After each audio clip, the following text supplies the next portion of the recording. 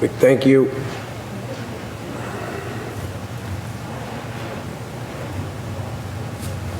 Okay.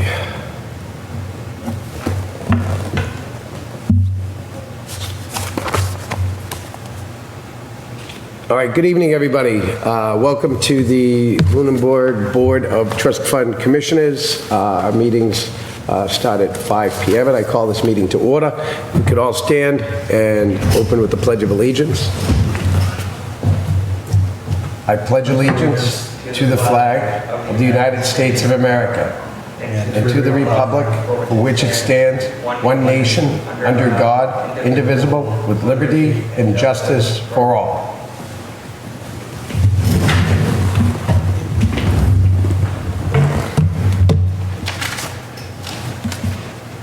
Okay.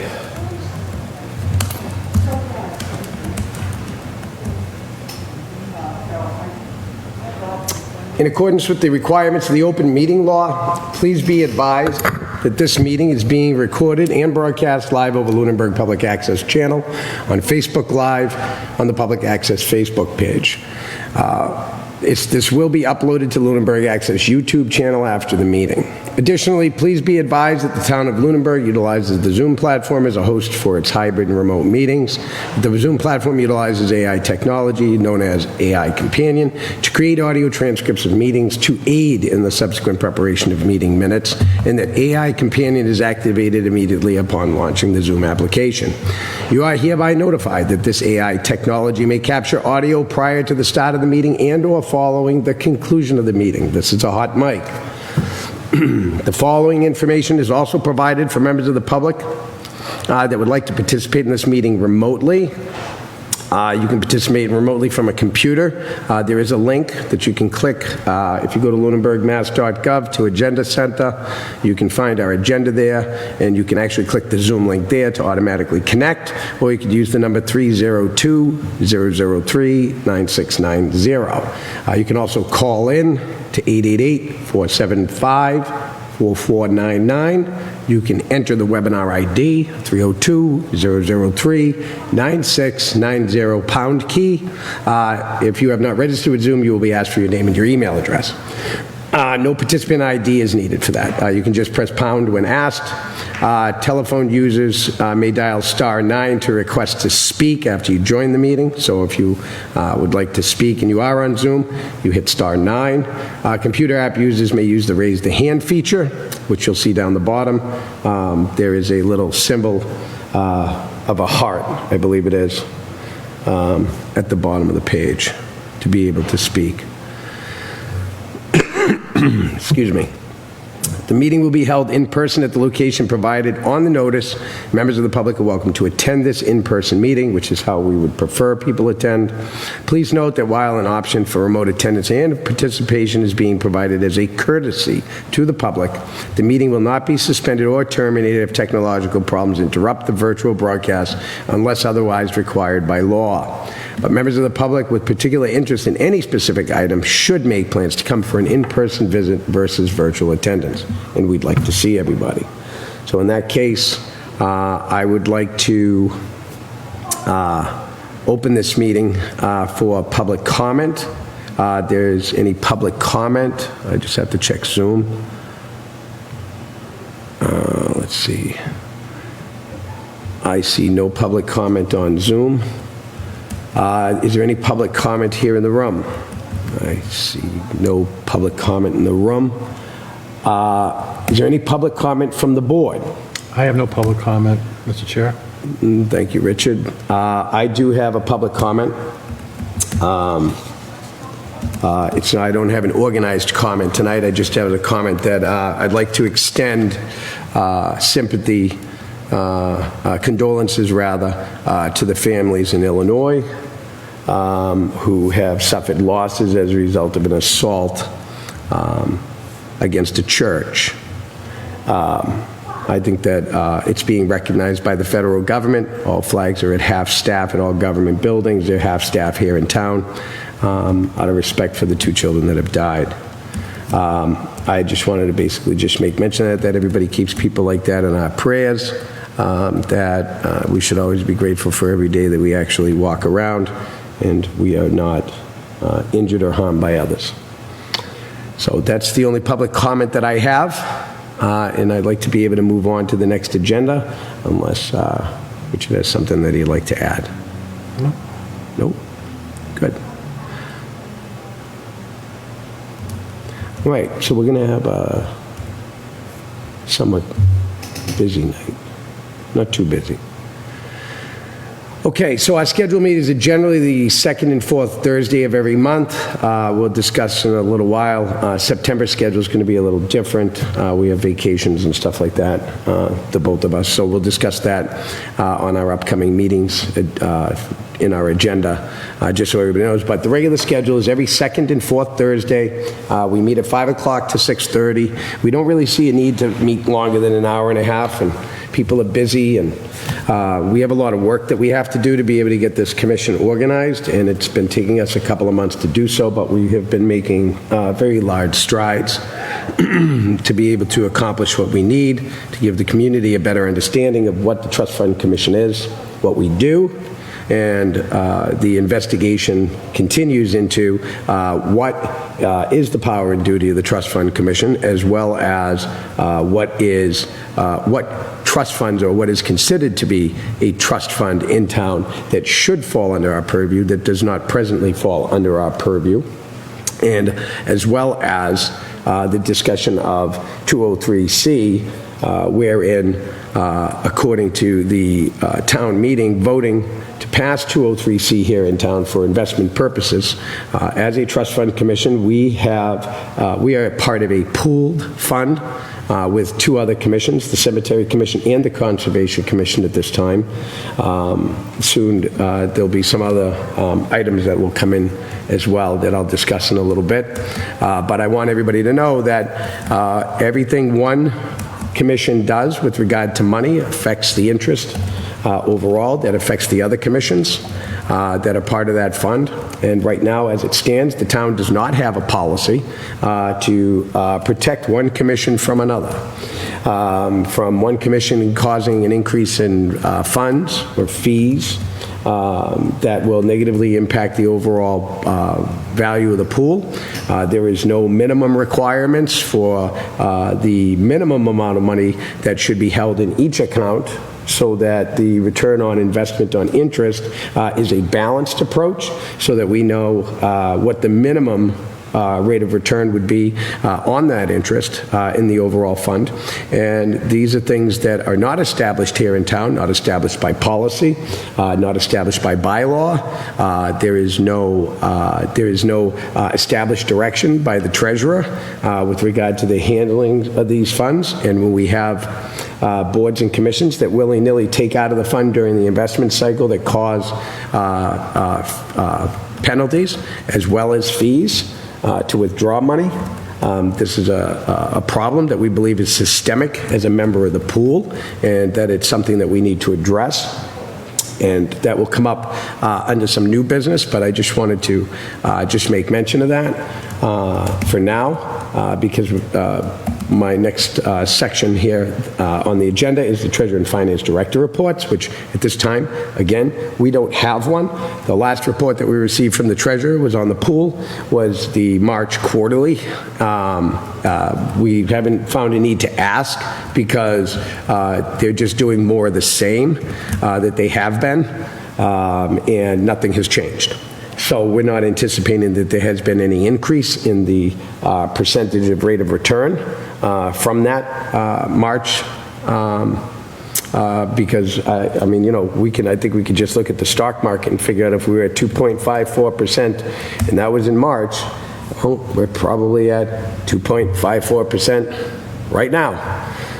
Because we haven't changed our investment strategy. The last information that we received on investment strategy was at the Budget Task Force, of which the Finance Director and Bartholomew and Company were present, along with a Select Board member, as well as our former Chairman of the Finance Committee, Evan Waters, and also Mr. Anthony Scalambrini, the younger. I have to say that. So everybody knows who I'm talking about. He happens to be our school committee chair at this time. So I just wanted everybody to know, why we don't have these reports. We're not giving you these reports is because there's really nothing changing. So we as townspeople voted, and no action has been taken, and we're coming up on another meeting. And this is a problem. So if something gets voted by town, it should be immediately acted upon and implemented. The other issue is the concern that Bartholomew and Company raised, that we're investing heavily in pharmaceuticals, and as far as I'm concerned, I haven't been given any information otherwise that any of that has changed at all, and that was actually something that Bartholomew and Company brought up to the Budget Task Force, that is a no-no where I think he said more than 25% of our investment is in pharmaceuticals, and by way of that, that's a serious problem. Okay. So that is why we have no Treasurer and Finance Director reports. However, I did send an email that I would like to let you know about. I sent an email to the Treasurer and Finance Director this week requesting certain specific information with a number of the reasons, giving a number of the reasons that I had just raised. And what I can do is just give a quick overview. I have, just so people know, I do carbon copy Richard on most of my emails. Richard is a very active member of this board, and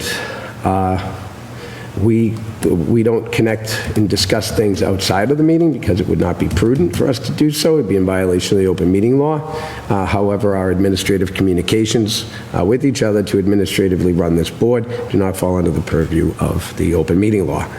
So the email that I sent, I had requested all revenues received and interest and fines that were paid out of the pooled trust funds between 2022 to 2025, including all the withdrawals by members of the pool that impacted the overall interest of the pool, as well as expensive for trades and what that costs by Bartholomew making those trades, which is a specific association of their duty as a private trust company. We also asked for a full accounting of the pool of revenues and expenditures so that we can make an informed decision about what we think our rate of return could be or would be as a member of a pool. Again, like I said, this is a pool. And every board here, the Conservation Commission, Cemetery Commission, should be looking at this. And we should be bouncing off ideas to the treasurer about, how we think, she has the ultimate authority to invest the funds. However, we have a vested interest, which means we have some say. We have some say as individual board members. And that's not happening. I want to also let people know that this week, and this is going to go on to new business, but this is in my email, I informed the treasurer and the finance director that I met with Attorney Costa this week. I discussed with him a number of parameters with regard to the Trust Fund Commission, as well as some of the things that I've already spoken of here, to what protections are in place, what the financial limits and funds are, as well as what is the rationale of investments as it is present and in past, and again, how we can create a policy where we minimize risk with best practices that governs the pool. And clearly I explained to him that a minimum needs to be left in these accounts for us to be able to have the best rate of return over a period of time, which means managing expenditures, not spending willy-nilly. So I also informed the treasurer that every other member of the pool that does engage in costs and fees or a fine by the withdrawals, we have to figure out how those are going to get paid without affecting the other members of the pool. And this needs to be addressed. We can't have willy-nilly spending. Also, because we're a member of a pool, I also asked I also informed the treasurer and the finance director that, we need to know what the declarations are saying for these other pooled invested members. Says, specifically. And we want to know, and we want to see the expenditures. Because, we may not have oversight of it, but anything that is done by anybody else affects every other member of the pool. And this is what I explained to the treasurer. There are certain expenditures that shouldn't be done, that have been done in the past, and I highlighted a few of those issues where money was expended outside of what the declaration actually says in some of these funds. And I informed her of those as to the reason why this needs to be done. And I asked, where is the oversight? That's basically it. I basically asked for a formal accounting to present to us and provide us with some direction that they intend to take in their office to protect the interest of the town, okay, as well as the interest of the boards and commissions that happen to be investors in this pool. But because we inure to the benefit of the interest of the fund, we should have a say in the development and how disbursements are handled and when. And there should be some policy set for that. So that was the email that I sent out this week to gather more information. I want to make sure that before we meet, Richard, with Bartholomew and Company, because they are paid to come here to meet with us, and there's an expense to the town, that we have all the information that we need from the town side, okay, to engage properly and be able to formulate our questions directly, not just a list of questions. If it was just a list of questions that we could write, we wouldn't need them here. We could just write them a letter and say, what are these things? You know, I could have that communication because it's an administrative function, but I don't think I think that this needs to be a little bit more transparent than that administrative function. And I would like them here to give account. I want the treasurer here and the finance director here and Bartholomew and Company here to give an account. But before I do so, I want to make sure that it's fully investigated.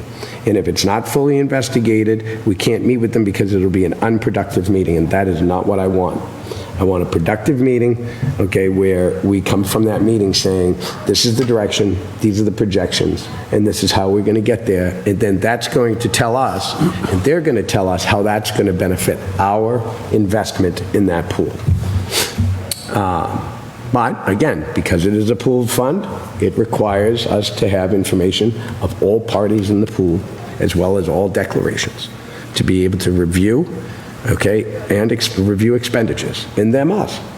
It's only fair, it's only right. If we're all on the same team, then we all have to push the ball down the field in the same direction. And that's why I sent this email. So that was the purpose of the email that I sent. And that brings us to new business. So, new business. So, I had a meeting with Attorney Costa on Tuesday. The meeting was extremely productive.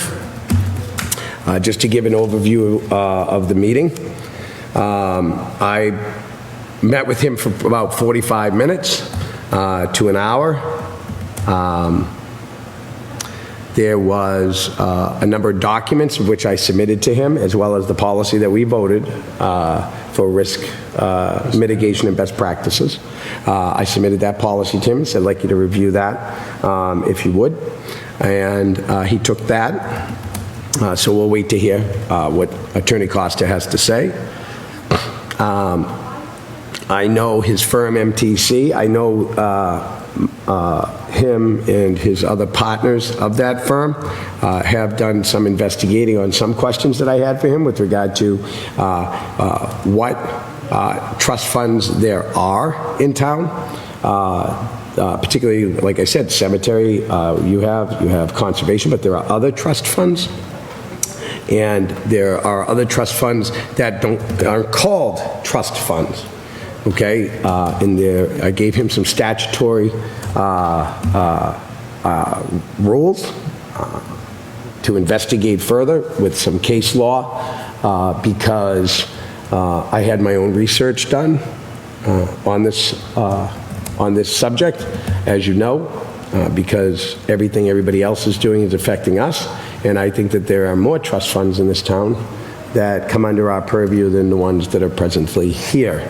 Mr. Chair, you're talking about that workers' compensation? Oh, yeah, I'm going to, yeah, absolutely, yes, and I did send you that, yeah. So Do you have a comment on that? I mean, I'll open it up instead of me yapping away, because it's just about my meeting with them. I just don't know enough about, I mean, usually these workers' compensations are through insurance companies, whereas in 1913, when the statute was originally crafted, was it more of a self-insured situation? That's correct. With towns, but now where if we have policies, is the self-insured even really, sort of like a poorhouse, right? Poorhouses don't really exist anymore. Do self-insured workers' compensation plans really even exist anymore? So. Correct. Well, the Act of 1913 is only an act. So in order for the act to become a statute, a town must ratify it by a vote of town meeting.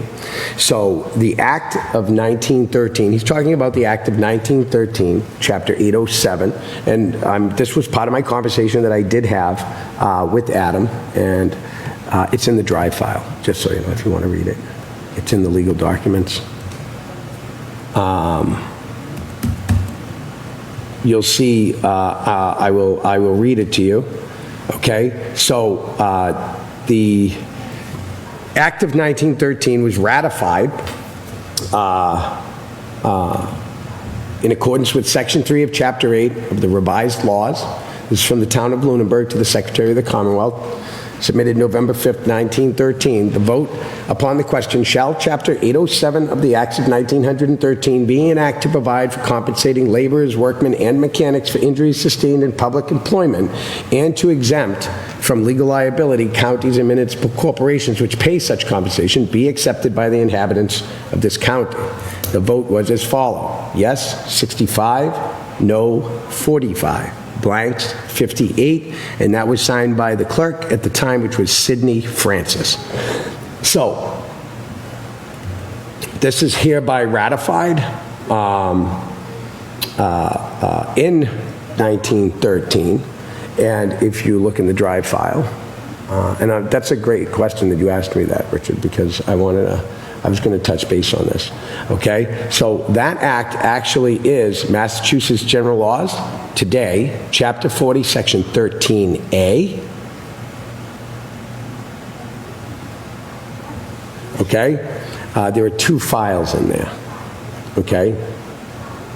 But before I get into that, I want to read to you.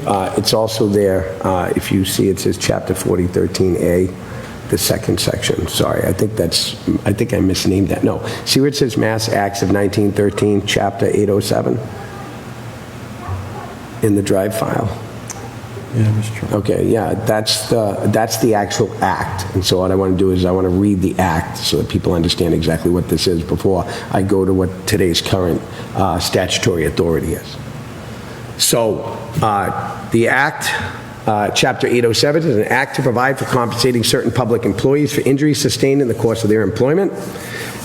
Be it enacted, etc., as follows. This section is on compensation of certain public employees for injuries.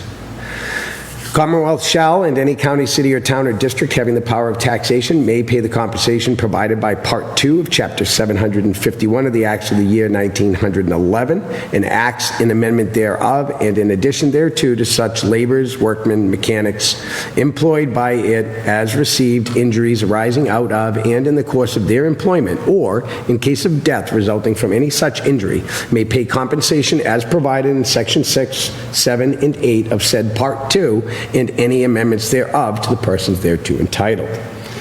The procedures and jurisdiction, which this is Section 2 of Chapter 807. The procedure under this act and the jurisdiction of the Industrial Accident Board shall be the same as under the provisions of said Chapter 751, and the Commonwealth or a county, city, town, or district which accepts the provision of this act shall have the same rights and proceedings under said chapter as the association thereby created. The treasurer and receiver general, or the treasurer or officer having similar duties of a city, county, town, or district which accepts the provision of this act shall pay any compensation awarded for injury to any person in its employment upon proper vouchers without any further authority. This goes to Section 3. An act to be submitted to voters. This is the acceptance. So counties, cities, and towns and districts having the power to taxation may accept the provisions of this act by a vote of majority of those legal voters who vote on the question of its acceptance at an annual meeting or election as hereinafter provided. The towns and districts which have an annual meeting of the legal voters, this act shall be submitted for acceptance to the voters of the town or district at the next annual meeting after its passage. In cities and in towns which do not have annual meetings, this act shall be submitted to the voters at the next municipal election, and in counties and in districts which do not have an annual meeting at the next state election after its passage. The question which was printed on the ballot was, at every such election and at every annual meeting where ballots are used, the following question shall be printed on the ballot. Shall Chapter 807 of the Acts 1913 be an act to provide for compensating laborers, workmen, and mechanics for injuries sustained in public employment, and to exempt from the legal liability counties and municipal corporations which pay such compensation, be accepted by the inhabitants of the town? Yes or no? Vote shall be canvassed by the county commissioners, city council, or commissioner selectmen, or in the case of a district, by the district commissioners or the governing board of the district. A notice stating the results of the vote shall be posted in the county courthouse or city or town hall, or in the case of a district, in the public building where the employees of the district are paid.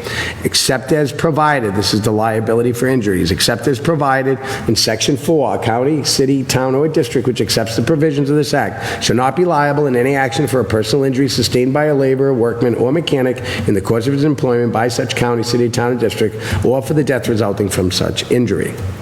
Section 4, this is a waiver of right of action. A laborer, workman, or mechanic entering or remaining in the service of a county, city, town, or district who would, if injured, have a right of action against the town, district, or by existing law may, if the city, town, district has accepted the provisions of this act before he enters its service or accepts them afterwards, claim or waive his right of action as provided in Section 5 of Part 1 of said Chapter 751, and shall be deemed to have waived such right of action unless he claims it.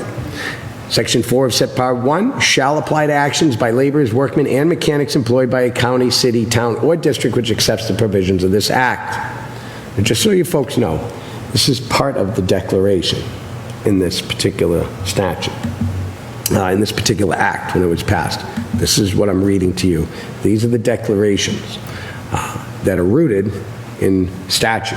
So the statute companion I'll get to, okay, this is the declaration of what the law is for and how it operates, and then the statute is how the law is applied.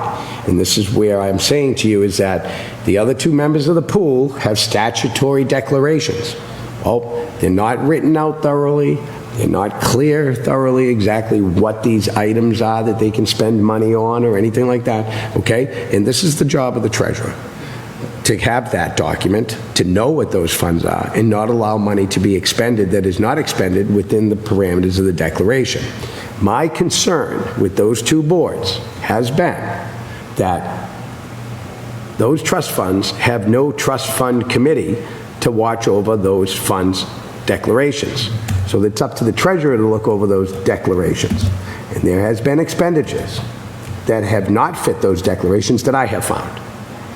And I have mentioned those to the treasurer by a member of this pool, okay? Multiple, thousands of dollars of expenditures that are not within the declaration. This is the problem. This is why we read this. So this is Section 5, persons not to receive both pension and compensation for the same injury. Any person entitled to receive from the Commonwealth or from a county, city, town, or district compensation provided by Part 2 of said Chapter 751, who is also entitled to a pension by reason of the same injury, shall elect whether he will receive such compensation or such pension, and shall not receive both. In case a person entitled to such compensation from the Commonwealth or from a county, city, town, or district receives by special act a pension for the same injury, he shall forfeit all claim for compensation, and any compensation received by him or paid by the Commonwealth or by the county, city, town, district which employs him for medical or hospital services rendered to him may be recovered back in an action at law. No further payment shall be awarded by vote or otherwise to any person who has claimed and received compensation under this act. Section 6, to whom shall this act apply? This act shall apply to all laborers, workmen, and mechanics in the service of the Commonwealth or of the county, city, or town or district having the power of taxation under any employment or contract of hire, expressed or implied, oral or written, including those employed in work done in performance of governmental duties, as well as those employed in municipal enterprises, conducted for gain or profit. For the purposes of this act, all laborers, workmen, and mechanics paid by the Commonwealth but serving under the boards or commissions exercising powers within defined districts shall be deemed to be in the service of the Commonwealth. To whom 9/11, 751, etc. shall not apply. Section 7, the provision of Chapter 751 of the Acts of the year 1911 and acts and amendment thereof, and in addition thereto, shall not apply to any person other than laborers, working, or mechanics employed by counties, cities, towns, or districts having the power of taxation. This act shall take effect upon its passage approved June 16, 1913. So, this is the act. This is the declaration, okay, of which the statute is derived, and the statute is derived through this act. That takes us to the statute. So, you can go to 13A. You see where it said 13A. So, Mass General Laws, Chapter 40, Section 13A, the Workers' Compensation Insurance Funds Management. I will tell you that this was last amended by statute in 1998, Chapter 463, Section 44. That was the last amendment. It was amended 3 other times before that, once in 1963, once in 1969, and once in 1974. The statute is still a valid statute. And just so you know, Richard, the town does have $145,000 in a workers' compensation fund here in town, which does exist, which falls under this parameter. It says here, just so you know, this is the most recent current from Westlaw, which is a Thomas & Reuters company. A lot of lawyers use it for, doing key research and so forth for case law access, as well as for mass practice. So, it says, any city or town which has accepted Chapter 807 of the Acts of 1913, and which accepts this section by vote of the city council or the voters in town meeting, may appropriate an amount not exceeding in any one year 1/20th of 1% of its equalized valuation as defined in Section 1 of Chapter 44, to establish and maintain an insurance fund to pay workers' compensation, from which any compensation payable under the provisions of Section 69 to 75, inclusive of Chapter 152, shall be paid. But no money shall be appropriated for such purpose while the fund equals or exceeds 1% of such equalized valuation. Such fund shall be managed and administered by the Sinking Fund Commission of the city or town, if any, otherwise by the commissioners of trust funds of said city or town. If any city or town has such an insurance fund, it may appropriate from such fund, including the income thereof, such sums as may be necessary for the purpose of paying a proper charge for effecting insurance to cover its liability to pay workers' compensation. Now, also in these notes,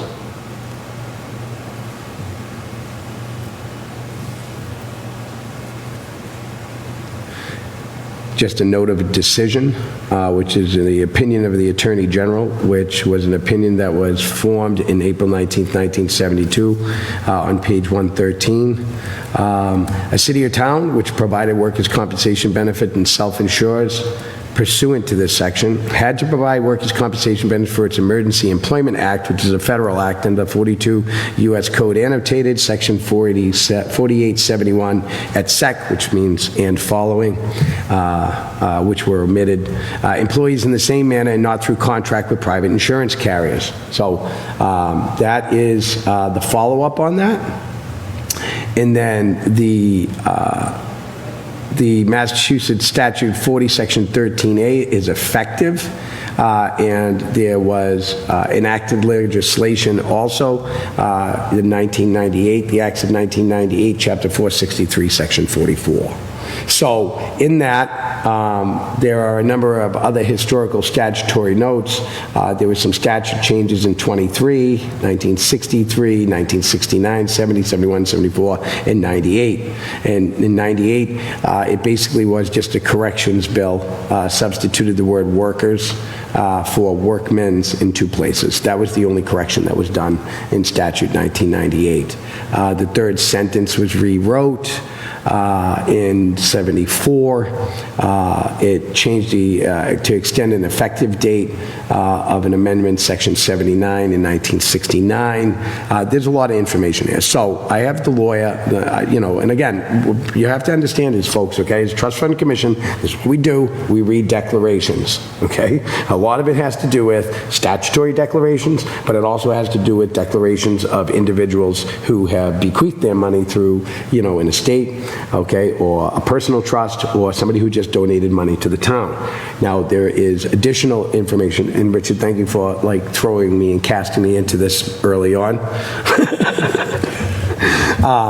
But this is where, Richard, I just wanted to say that this information I have provided to the attorney, as well as the vote of the passing and ratification in 1913, and after I showed him that, Adam doesn't really make, many big moves like, oh, but he did on this one. He went, oh.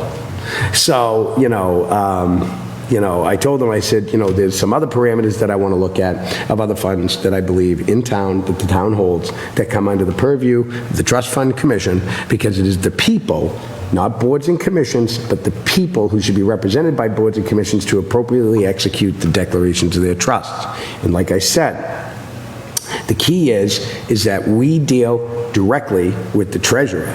So the treasurer, if there are funds that the treasurer wants to expend, we have to see it. We have to have the communication and work with her and say, oh, okay, this is correct on the declaration, and this is what it is, and let you know what that is and how that's going to get paid. Mr. Chair, do you have an idea of when the last time that it was that the treasurer expended funds at the direction of the Lunenburg Commissioners of Trust Fund? Okay, so here's the thing. So there's a lot of check and balances that go into place. So the treasurer is bonded. The treasurer herself, okay, has a lot of discretion with check writing and a lot of indemnification. So, she can make an error and so on and so forth, and as long as the error isn't egregious enough to harm the town where a bond has to be attached, do you know what I mean? She can do certain things. There's authority there, okay, as the executive, as the treasurer, okay? The thing is that I've said this before, you heard me say it at town meeting, and you've heard me say it publicly, that, the rules of good old boys club days are over. Okay, and it's not business as usual, and we have to start focusing on a good organizational structure. There's a lot of financial problems that are going on in many cities or towns, and a lot of it has to do with the failure to be able to, to manage finances properly. And if we continue on that path, we're going to continue to make errors. Like I mentioned before, when I played the video with Bartholomew and Company, I believe it was on our second meeting, it was mentioned by Mr. Scalambrini and Ms. Emke, that Select Person Emke and Chair of the Board, Mr. Scalambrini, the younger, that there was $300,000 that they found. But nobody knows what it's for, still, to this day. And Mr. Scalambrini has pushed for a forensic accounting for a number of years. I've had some discussions with him with regard to that. And it's a very expensive endeavor. And I mentioned that to the attorney as well, and it is an expensive endeavor, but it is one that is absolutely necessary for this town. If you want to save money, you're going to have to come out with a cost to be able to find the money to make sure that this never happens again. And that's the best way to do it. We can't just have everybody doing their work and, without somebody coming in to overview at least once every 10 years and bill for it. That was my recommendation when I spoke with the attorney. Again, the costs are extensive, but it's necessary. And I can't support it enough, and maybe a warrant article is needed.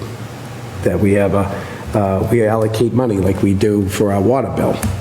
Get pipes on Mass Ave, we pay an extra $30 every quarter, and that covers the pipes for Mass Ave. And we do something like that, you know what I mean, for a year. So, just my thoughts. but it needs to be done. The town needs a forensic audit. And don't worry, a forensic audit, everybody thinks criminal forensic audit. No.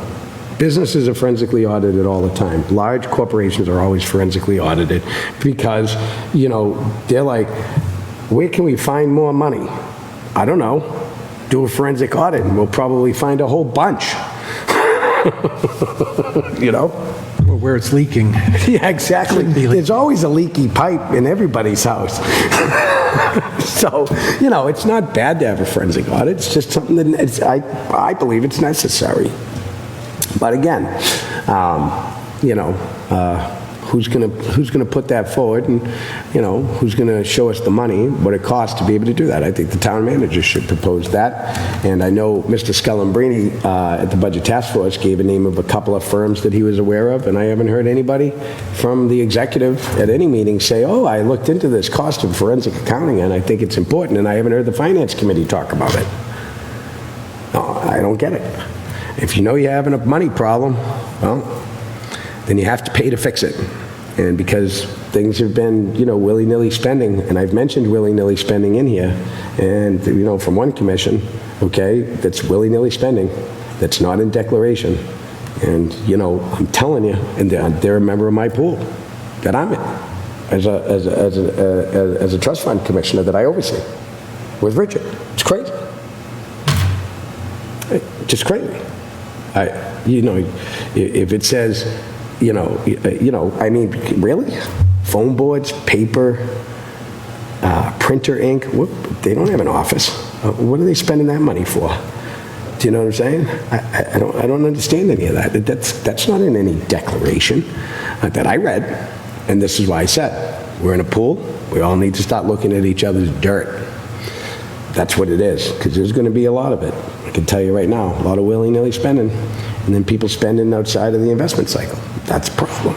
It's mismanagement. The treasurer shouldn't allow it, and she can stop it. She can say no. A lot of these monies that are in these funds can be expended first by the town and reimbursed by these boards. As a matter of fact, it's actually written in statute that way. It says that the town can expend the money, and then the board with its own money or commission can reimburse the town. Right? So the town can use their money and say, we're going to do this, and we need reimbursement, bring that to the board, and the board say, okay, so that the board doesn't get hurt taking the money out in the investment cycle. See the check and balance there? That works pretty good, right? And then they get to spend the money when they want, but it's kind of like a borrow, to some extent, from money that they can get from the town side, and then reimburse the town after the investment cycle. It causes the fee to not happen. And that's just a rational approach. I mean, while the schedule of fees and services was, good information to have, it really wasn't put in context, though. Right? We see these, 0.2%, $50 for this, but we don't know, does it happen once? Does it happen 100 times? So that's why I think to your original point of getting the treasurer and finance director to give us some of that information can really, is it on a scale of 1 to 10, is it a 2 or is it 9? Correct. Right. So that's kind of helpful to kind of bound some of our comments, going forward, and where we need to maybe focus some of the efforts on as well. So. Right, and this is what I had just asked. I want a full accounting. I want to see it, and we want to show it to you. Okay, I mean, this is a management matter. Okay, the private trust company is hired to trade. But what we're trading at, according to the document that we received and we shared with you the last time, okay, which was from Bartholomew and Company, it's quite thick, but it was clearly checked off, okay, that we invest at the lowest possible return. It's checked off, and it's never been changed. This is the one that this was done 6/22/2023. That's when this was signed, this contract. And there's no amendment to this contract, there's no change to this contract, it means this contract currently exists, which means that we are investing to get a rate of return, okay, under the premise of income with limited growth. I'll read it. I am willing to accept limited risk to my investment principal in this account, even if that means this account does not generate significant returns and may not keep pace with inflation. Can you imagine? And this is what I'm trying to say, okay? This is inappropriate. The objective generally focuses on the generation of current income. Accounts with this objective may be invested primarily in fixed income bonds with up to 25% in equities, stocks. But actual investment allocations will differ based on individual client goals, concerns, and market conditions. This objective has historically been the most conservative on a relative basis and has exhibited lower volatility than objectives that allocate a greater portion of investments to the equity stock markets. However, past performance is no guarantee of future results. Now again, they have 1, 2, 3, 4 more applications of which you can invest. They have income with moderate growth. I'm not going to read all of them. They're all a paragraph long. Growth in income, primarily growth in growth accounts. And these can be adjusted and altered on a quarterly basis based on the stock market and interest rate performance of, of bonds and notes. I mean, just read. This is what Bartholomew and Company gets paid for. So we're paying them since 2023 when we got this contract to just make money on us where our return doesn't even meet inflation. So you're going to tell me that we're expending money to a company to help us invest money, but we're going to invest money that doesn't help us tackle inflation. That's excellent. Yes, you know what? I want that broker with my account. That's not an investment strategy. That's a lack of having policy, like I said. That's a lack of having direction, like I said. Okay, this is a problem that needs to be addressed. Okay, and the Finance Committee should be watching my meeting and going, what? What do you mean? The Budget Task Force. They didn't see this Budget Task Force, I don't think. I watched their meeting. They didn't see this document.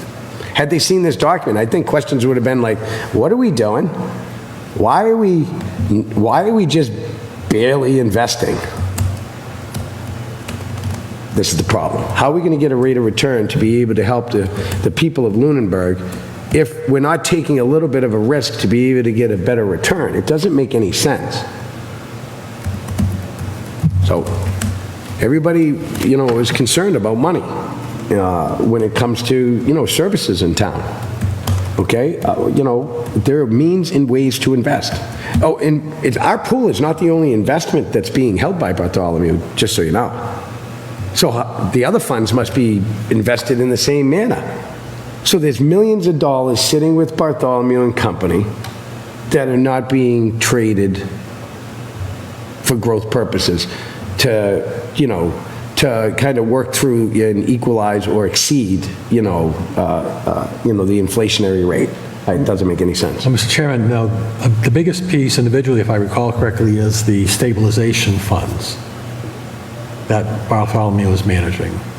Well, okay, so Now, you know more than me. Are they managing that one? I see that as the one that you basically would want to have that tier of less risk. Well, sure. You basically just want almost like what a money market account would deliver. Right. Because you need that $2.2 million for something. It's just in the stabilization fund.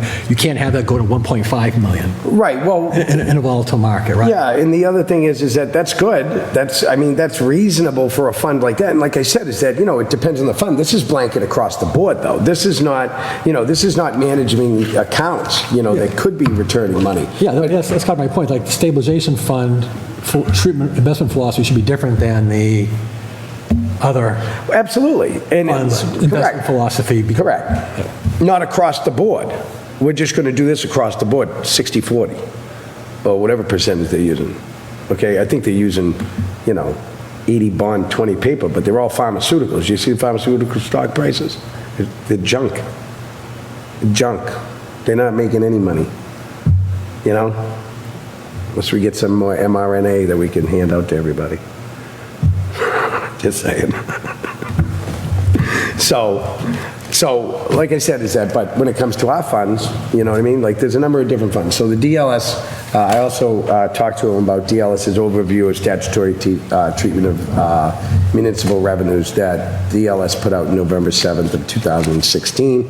It talks about all these funds, annual revenue funds, special revenue funds, general funds, okay? It talks about trust funds and agency funds, okay, and their examples and so on and so forth. But like I said, is that my concern is, okay, is that, you know, if there's no oversight, then people have the unfettered discretion to be able to do whatever it is that they want with their money without somebody looking at a declaration. So that was a big thing for the select board, right? The select board wanted to come in instead of, I turned down the lawyer from coming here. I said, we don't need the lawyer to come here. We understand. Do you know what I mean? We're going to look in and we're going to investigate. We understand, you know, what we need to do. The select board's whole deal was, let's go tell the trust fund commission what they have to do. So they did. And I asked one question. Is there any precedent case law on trust fund declaration review committees of oversight like there is with the library? Library has its own separate trust fund commission. So the library trustees don't handle it, the money. The commission says, we will determine and make sure that the declaration of money in our care is being spent or expended properly. And I think they just gave a presentation the other day at the tri-board, and I think they said that they haven't expended any money in their trust funds as of yet. I think that's what it was the other day. But that's an oversight. So I asked, is there any statutory provision? Here's what the lawyer said. Adam said, well, I'm going to default, if you listen to him, right, where the statute is silent. Meaning that he didn't say yes straight out. He did, but he said that where the statute is silent, we err on the side of obviously, you know, as it's written, because there isn't anything specific within the statute that gives a specific direction. And the Cemetery Commission was extremely concerned that we would have some authority over what they do. Well, we do. We do. We're in a pooled fund together. So what they expend affects us. So we have a say. Not in what they can expend the funds on. They can spend it whatever they want. We have a say to the treasurer, how's that going to affect the overall pool? And that can stop the money. Is there a fine coming out of that? Yeah, and how's that going to affect our interest rate? That's not coming out of their principal? That's coming out of the interest, out of the whole pool? Well, I'm not in agreement with that, are you? Should come out of the principal. It should come out of their principal. Correct. And this is my point. Where's the oversight? Well, the oversight is there. And the oversight is as a member of a pool, we have a say. Okay? And we have a right to know what these expenditures are and whether or not they fit those declarations. Because if they don't, then we have a right to question those declarations with the treasurer and say, whoa, wait a minute. So, you know, this brings me to my next document that I submitted to Attorney Costa. Boy, the segues are just working here tonight. Did you plan this meeting? No? I read it 5 minutes before the meeting. I know you do. That's why I asked you. You always text me. I go, Jay, did you get? I'll talk to you on Saturday. Hey, did you get that? Nope, busy. And I hit you up on Tuesday. Go, here it is. I go, great. So, it's okay. It's the way it works. It's the way it works. I have a little bit of leeway working for me, so I can. Let me see here. Let me just find. Okay, so, but overall, listen, look, Adam and I had a great conversation. Adam Costa and I had a great conversation. Not the first conversation I've had with Adam. I've made presentations, you know, for a cemetery corporation in town, you know, and talk with Adam about that. You know what I mean? To be able to raise money for that. That would become, that would almost become an oversight for us if it was the cemetery commissioners would basically be the oversight for a cemetery corporation. So they would sit there and be the ones looking at the declaration of trusts and saying, whoa, wait a minute, Mr. Corporation. And cemetery corporation could, you know, generate more income. Town, they'd still have your cemetery commission being part of it because they would have oversight, you know, of the expenditures of the trust. less tactical, but more strategic. Absolutely, and that's why I made the proposal, but, I think because the proposal was made by me, even though the select board, Tom Alonso said it, he said, this is a good idea, and somebody should really look into this, and it's still a viable option. But, people think they were going to lose power at that time. Well, they did. So, let me see, where is, that's not it, that's the House bill, sorry. Okay, here it is. So, it's under gifts and charitables in the drive file. So the Massachusetts Continuing Legal Education Foundation, just so everybody knows, I get a lot of this out of Westlaw, and I get it through, some of the information I get, like some of the older stuff I get through the state archives in Neponset, on Neponset Ave in Quincy, rather, Braintree, that way. I get, that's where the state archive, it used to be in the basement of the State House when I was in college, they used to have all those big books. You open it, and it's all like hand-scripted writing. And they were in these big, huge, flat cases, sitting flat, and you'd look at the book and you'd pull the book out. It would be on its own, in its own little, wooden thing. There'd be like a whole stack, you pull the book out sideways. They didn't stand them up like that, because paper back then would crumple or frail, because of the way it was made. But they moved state archives out of the basement of the State House. So now the State House only has the State House Library, which is a full library in the basement still, but they don't have all those books anymore. They moved them out a number of years ago. I just got told that. But it's pretty cool. If you can ever go there, it's pretty cool. If you like books, I like books. So, this is a publication that's put out by the Massachusetts Municipal Law Association, so, and the Continuing Legal Education Group. This goes over what donations, gifts in a municipal corporation are. There's an entire section here. It's about 15 pages long. I'm not going to read that. There is a section that I did raise with Adam, which is on page 10. A lot of this talks about land trusts, and it talks about those as being gifts and how that's being handled. This is an excellent, excellent publication for the select board. I'll tell you that right now. So if they want it, they can just email me. I'll send it to them. It's an excellent publication. It talks about how to handle land trusts and things like that. If you go to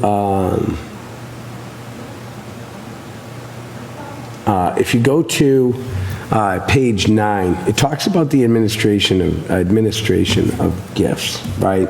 It says here, funds given to the municipality are properly deposited with the treasurer of the municipality unless some alternative disposition is ordered under the gift, General Laws, Chapter 44, Section 53.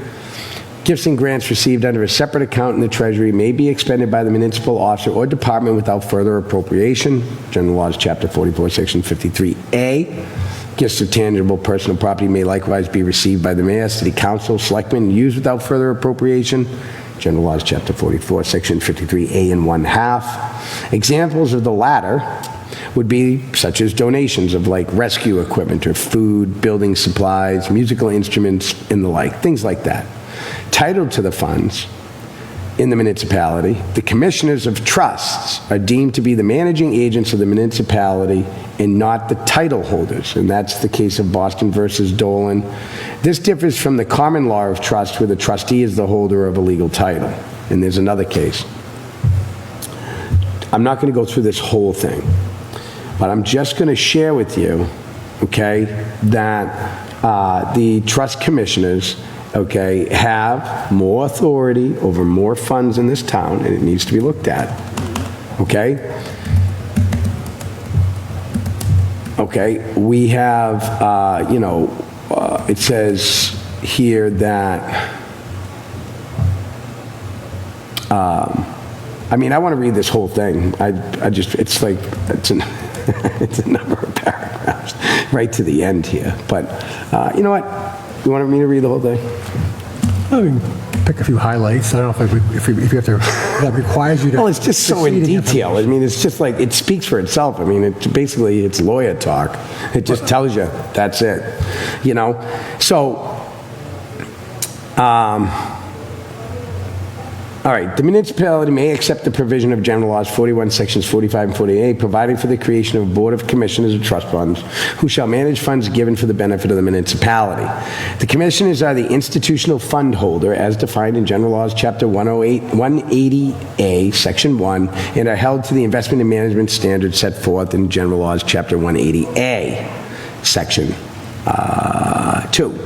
The legislative wisdom behind adoption of the Uniform Management of Institutional Funds Act was to provide a matrix for institutional trustees to find solid grounds for investment decisions amidst an overwhelming array of special interest statutes, donor language, and so on and so forth. So some statutes arraigning scholarship funds and aid to the disabled require the funds to be managed in accordance with limitations applicable to trust fund investments. I mean, it gets into a lot of different things. Parks are regulated under General Laws Chapter 45, but gifts of land to the park are managed by the Board of Park Commissioners, okay? I mean, this goes through, you know, the different commissioners of different areas, okay? And I wanted them to read this and go through it. So, while gifts of monies are given to the municipality implicitly and managed by the treasurer or the commissioners of trust funds as established by the municipality. Whenever a question arises as to which government department or officer is the proper administrator of the gift, it is fairly certain that the court will give deference to the wishes of the donor over the directives of the respective statute. Okay? The Attorney General is charged with the superintendence and due application of funds given and appropriated to charitable purposes. The Attorney General is a necessary part of seeking to cypress the trust asset and in all other modifications and revisions. And that's what I was talking about for declarations that we have, you know, that we don't have information on. There is the doctrine of Cyprus, which is the Cyprus doctrine from Cyprus, Greece, is where it originated from, to basically say, well, what could this have been based on historical research? And then we develop, you know, the minimum, because the court's going to go, all right, that's, you know, what's the broad overview of the use? And that's what the court's going to want to see. What's the broad overview or the specified overview, you know, the specified item? You know, you can't have both. You can't have specific and broad. You either have to have it broad for sidewalks, or you have to have it specific for the sidewalk in front of City Hall, you see? Yeah. You can't say for all sidewalks, and then all of a sudden the town doesn't have any sidewalks. Like, we could use that money, put a sidewalk over here. No, that's not what that, do you see what I'm saying? That's where the broad brush ends up screwing things up. So, in any case, I gave this to Adam and said, can you do me a favor? Can you review this and take a look at this? Because I think that the statutory authority of the Trust Fund Commission is a little greater than what everybody in town seems to think it is. And again, like I said, library has a board of trustees. Cemetery Commission does not. Okay? Conservation Commission does not. So who is the person who makes sure that that declaration is proper? Well, that would fall on the treasurer, technically. So I would like to see those declarations and see those payments. That would tell me if the, you know, I guess if the treasurer is actually reading the declarations before writing the check. Because I'm in that pool. It doesn't fit the declaration, why are you writing the check? You know, that's just taking money out of the pool that affects the interest of the overall pool. These are the problems that we have to deal with here. So I asked him to take a look at this particular document and the things that I highlighted in that document that I thought was important. So that was more or less what I went over. I also talked to him about scholarships. The scholarships that I talked about were that under the statute, it says that the funds are under the scholarships, obviously, you know, that's school committee and stuff like that. And however, but in the absence of a prudential committee or a finance committee that oversees the authority of issuing the declarations of those scholarships, the only ones that they have purview of, which would be the finance committee, would be any monies that are like you know how you get a checkbox on your tax bill or something, and it says, do you want to donate $1 to the scholarship fund? Okay, that's the only thing that would apply to, that would give the prudential committee, which is what it used to be called, which is now called the finance committee by statute. This is the language in the statute. So that the Finance Committee would be the one to, basically determine whether or not those scholarships get issued. However, if somebody has a gift, we would handle that gift. Unless the school has a scholarship committee, and there's a certain set of rules for the school to have a scholarship committee, and they have to have 7 people on it. It can't be the same members. No, on the no, school. you gotta have 4 members of the community, the superintendent, 1 member of the school committee, and somebody else. Which means that the community is the one that has the majority vote on whether or not the scholarship gets issued. But they don't have that. So that defaults to us, Trust Fund Commission. I asked him about that. I think it falls to us. I looked at all the other cities and towns. I looked at Groton and Littleton, Worcester, Salem. I looked at all. Salem's a little different. The attorney did bring up Salem. They give a lot of information and stuff, but they're a different type of board. They have a trust fund commission that basically handles all trust funds in town, and it includes the mayor and, you know, appointed commissioners and all sorts of stuff. But they're handling OPEB, and they're handling everything out of that commission. Do you know what I mean? They're a rather large community, you know what I mean, with lots of, you know, donations. They have a lot of, you know, tourism, and they have a lot, you know, so there's a lot of stuff down there. So their board's a little different, but they're very well organized. And Adam Costa actually brought it up at the select board meeting, that town, only because they were very well organized. And then I had a communication with them about that too. And I said, yeah, there's a lot of information that kind of highlights a lot of different things, you know. But all these other towns, they handle perpetual care, they handle sale lots, the trust funds commission does.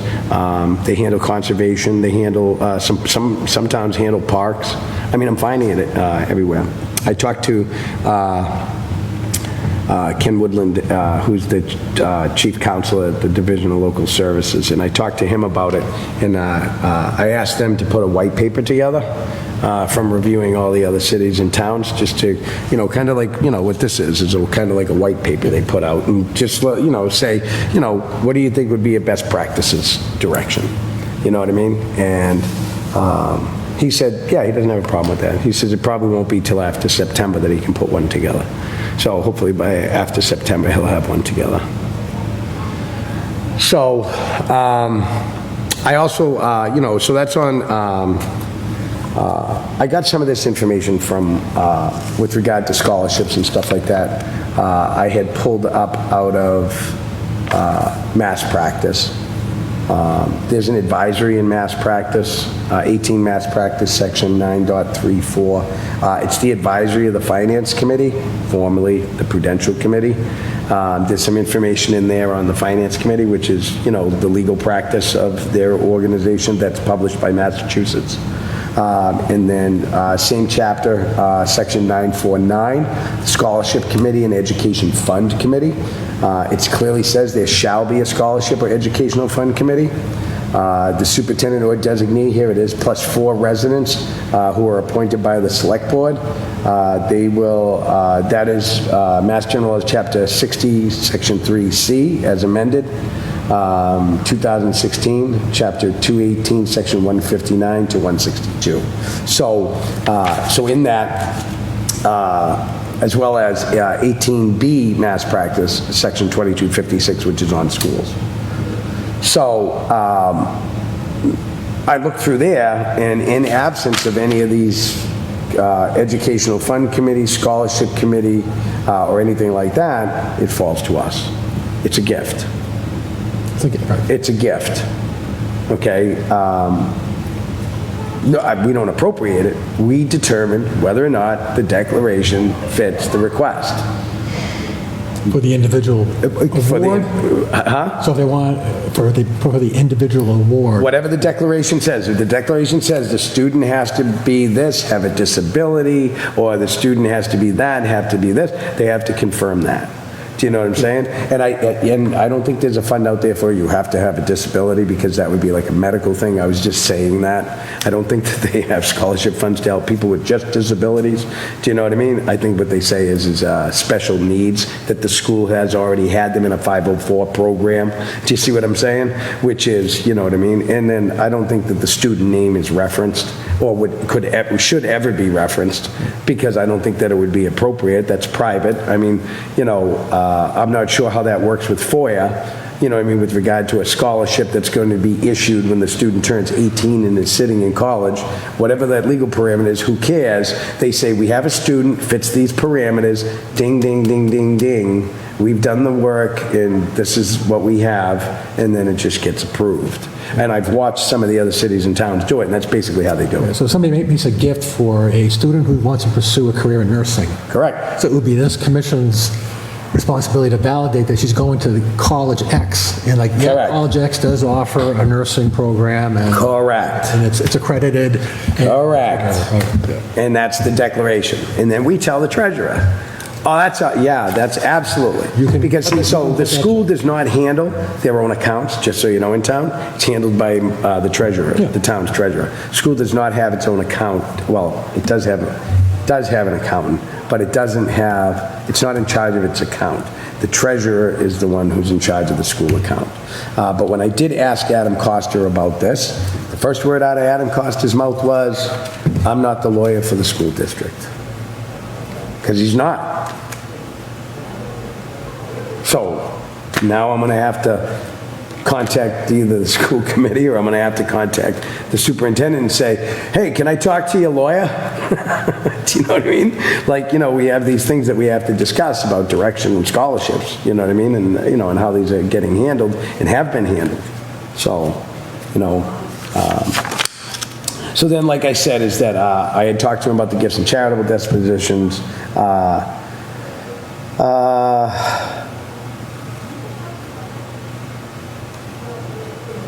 So, you know, that's basically the meeting that I had with Attorney Costa. I hope, you know, I really hope, you know, people understand that nobody's done this before, because nobody's really known what a trust fund commission does. Okay, you'll learn fast when you get in here. It's not just a simple thing. And again, you know, it's what is the duties, what is the powers, okay? And what is the, you know, having oversight for the expenditure of money is not wrong. You cannot leave it up to the bureaucracy to spend your money without having citizen oversight to determine that declarations are met, or that, you know, things are expended appropriately and not wasted, you know? You know, because then that becomes, you know, an inspector general issue of fraud, waste, and abuse, you know? And I had a conversation with the inspector general this past week as well. And I said, I see some of these expenditures that are outside these declarations. You know what I mean? And I said, there's, you know, they want me to file paperwork with them and say, tell me who's doing it, what boards are doing it, and we'll do an investigation. I said, well, hold on a minute, let me see what I have. But I mean, if there is waste, fraud, and abuse happening, and one of us finds it, we have a duty by, you know, by our oath of office to, you know, make sure that that duty is reported accordingly. I investigated that. I spoke with the Attorney General's office as well, you know, about that. You know, and about, you know, it's not the first time. I spoke to the Attorney General's office a while ago, I think, with regard to a board or commission in town, cemetery commission, I think, as a private citizen. And I asked them, about, you know, who pays contracts. You know what I mean? Are they allowed to go out and bid and get jobs and things like that? I didn't know that they did that kind of work. And I remember getting an emailed response from them that said, no, they can't, you know? because I did an entire inquiry on stuff like that. I had just, like I said, I see stuff like that in town, I say something, I'm like, what is that money being expended for? You know what I mean? And who's doing the expending? So, I mean, that's how I participate in community. I'm behind the scenes. I write more letters and ask for freedom of information. You know what I mean? I participate in government as a citizen. So, not just here, I mean, the reality is that we have a money problem in this town and a disorganization problem with regard to the money. So,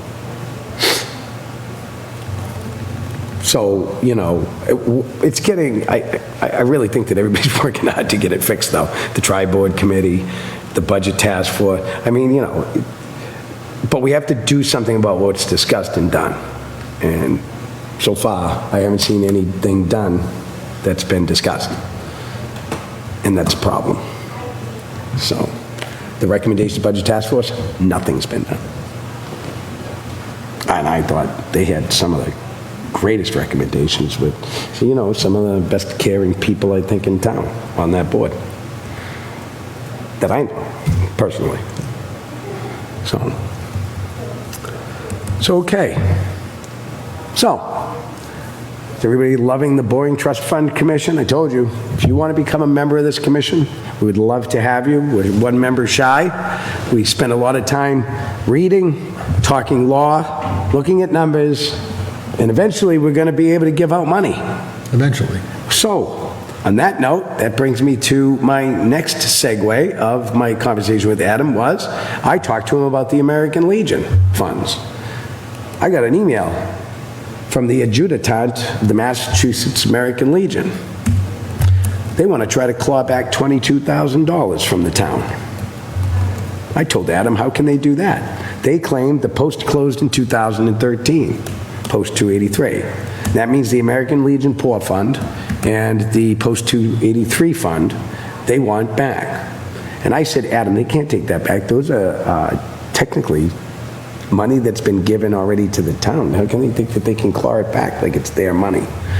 I got emails from them, and I gave those over to Adam Costa and said, you got to address that, right? I plainly told them, oh, I said, sure. When I got the email, I was like, sure, well, let me get you in touch with somebody to try to get you back that money. That's how I answered them back. Do you know what I mean?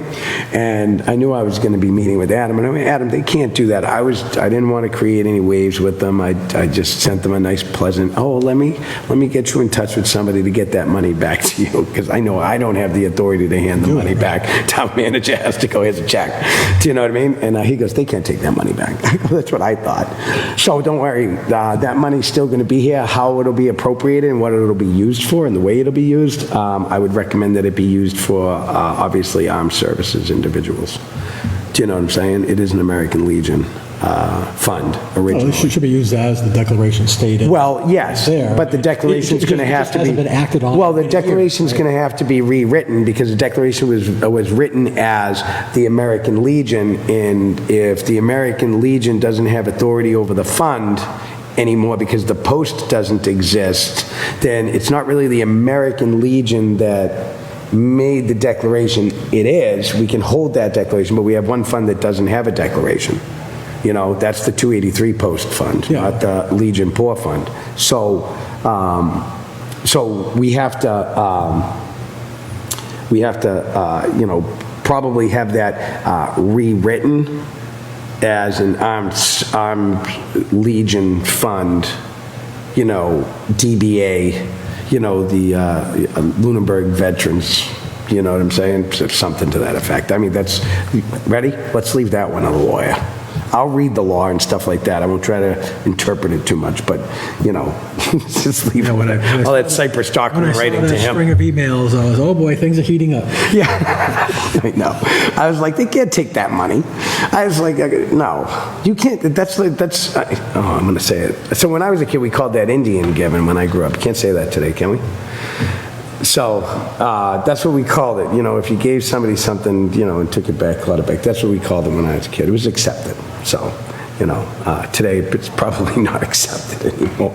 But, for the most part, it's like, you can't give something and then claw it back. None of that made sense to me.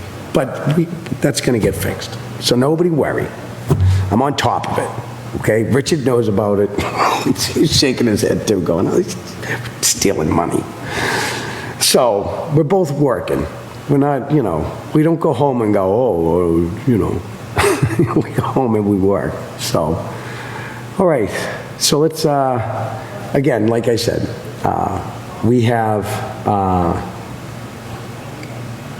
we should probably think about having some sort of communication with FinCom with regard to scholarships and a prudential committee and money that they know is under trusts.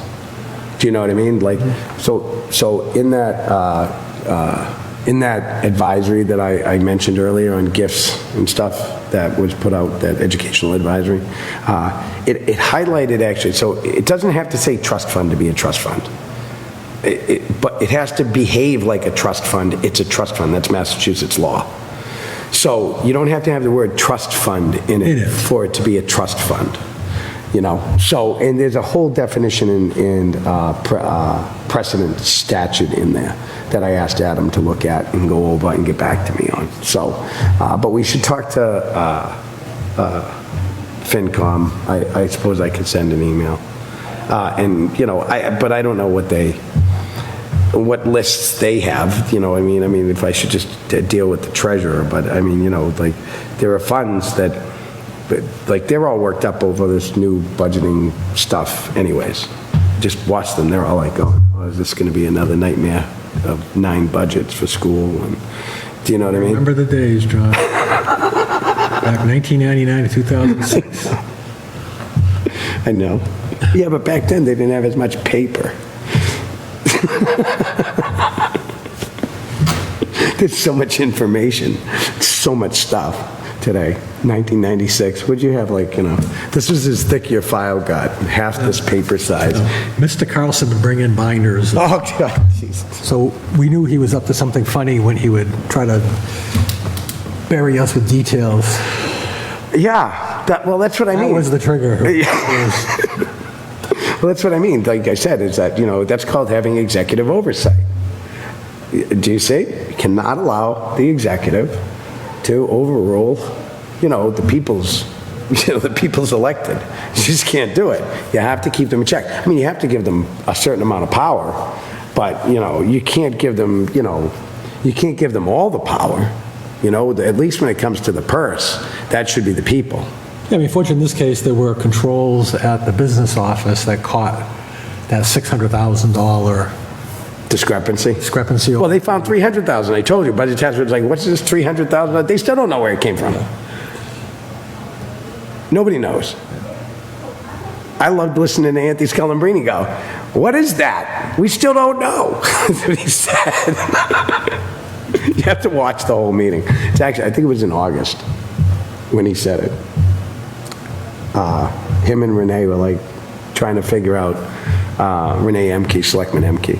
So they were trying to figure, where'd that come from? And I don't think they ever figured out where it came from. Because I don't know. I never heard anything about it afterward publicly, so I have no idea. Maybe Rick Carlson only stole 300,000, 600,000. Maybe. 300,000. Maybe it was 600,000. He got blamed for 600,000, but it was only 300,000, and that's for the 300. Hey, there we go. Okay, so let's throw that one out there. Can you see this one hit YouTube?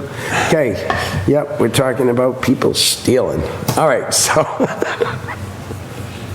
All right, so under old business vacancy, like I said, we have a vacancy. This is it. This is what you do. You sit here, you listen to me talk, you listen to Richard and I discuss. A lot of it's paperwork that's, administratively done behind the scenes. Like, I send Richard and I have a shared drive, and, he looks at paperwork, I look at paperwork. Anything that's debated goes on the agenda, comes to the public. Nothing's debated outside, nothing's discussed in email outside of what are we going to discuss, what do you want to discuss, do you have minutes, do you have this, do you have that, administrative stuff.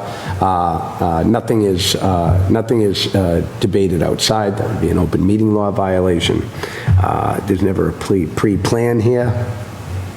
We should also state that this is, let's say, not normal operating environment, because it's sort of like a reboot there's a redefining, reestablishing the Trust Fund Commission in a way, because it hasn't really been at a fully staffed, documented situation for probably some time now. So Long time. there is this a lot of upfront work and investment and time doing research and such that wouldn't be a continuing thing going forward. So No. if people see a lot of the issues and Right. hearing all these, oh, I researched this, did research this, that once that's complete and this is all defined, written down, I know we talked, there's sort of like elements of a handbook or a policy guideline documents that Right. people can walk into it, and then it becomes more of a maintenance mode, where you're kind of in crafting and defining mode right now. Especially you, I know you're handling, a lot of this dialogue with the counterparts in the state, the lawyer, the different department heads. So it's because it has been not really a fully staffed and fully functioning kind of Yeah, it's commission. not, Right. it's not going to be like this all the time. Yeah, It's just that, but I mean, listen, if you want to get in at the ground floor, come, hurry up, get here. You know what I mean? Like, I'm all for it. Right, I just wouldn't want people to be afraid of listening to these discussions and all the challenges. Yeah. Going here and there and there, that's not going to be the normal operating No. procedure. Like, This is establishing, this is, okay? There's some foundational work here. Yeah, That's getting done, hopefully, once we get past this, then it becomes, Yeah. I'd like to issue money by November. I'd like to have everything wrapped up with this by November, the latest, so that we can just continue on for the next few years, just, generating the interest, meeting maybe once a month or a quarter to see what kind of changes are going on with Bartholomew and Company and the treasurer with regard to adjusting the interest rates and the investments and, having these like quarterly meetings and then making a presentation at town meeting, and that's it, and have all that, and it's like, okay, all these funds belong here. All of this gets done and operated in this manner, and that everything is copacetic, but, but at the current level, like if you and I agree on something, it's fine. Right. 2/3 of the members approve, we're fine. But if you and I disagree, we can't act. Right, So that third person is really a critical right, person to have here, just in case there is some disagreement amongst the members. right. Because we're not going to agree on 100% of everything. No. 100% of the time. But I mean, what we're doing now is foundational. And like I said, it's not going to always be foundational. Once the foundation is established, we're going to be able to, move along. Okay. Mr. Chair, did you have a chance to review and comment to the meetings of the August 14th, 2025? Or do you want to shelve that to the next? No, we'll shelve that till our next meeting. So I didn't have a chance to look at that yet, so you'll have to forgive me on that one. So in our old business, just to go real quickly, there's really not much discussion. Our goals, we just discussed those, kind of. Meeting with the trust fund and treasurer and finance director, that's still in the works because Richard and I have some vacations and stuff like that that's going on this month. So we got to figure out and hammer out at least, I think we're only going to be meeting one day this month because I think that you're gone the first week and you're gone the third week, right? I could be here, the second Tuesday is the 11th of September.